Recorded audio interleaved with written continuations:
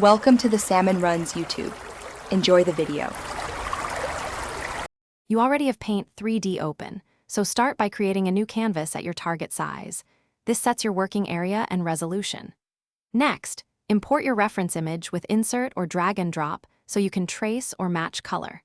Once done, enable Snap and Grid to align shapes precisely, and decide whether you'll work mostly in 2D or switch to 3D tools. These steps give you structure and visual guidance before sculpting or painting. Now you'll construct the object by blocking basic volumes.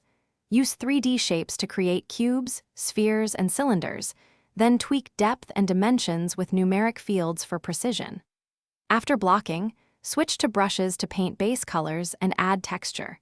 Use marker for crisp lines and oil for blended areas, then erase selectively to refine edges. Make sure to group related parts and reorder layers, so transforms like rotate. Finish by polishing materials.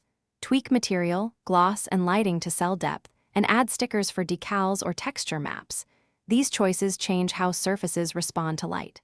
Once satisfied, resize or crop the canvas for output, then export as PNG or JPEG for images, or 3MF for 3D printing.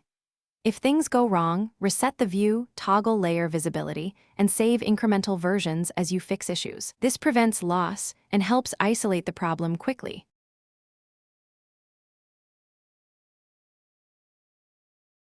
Thanks for watching.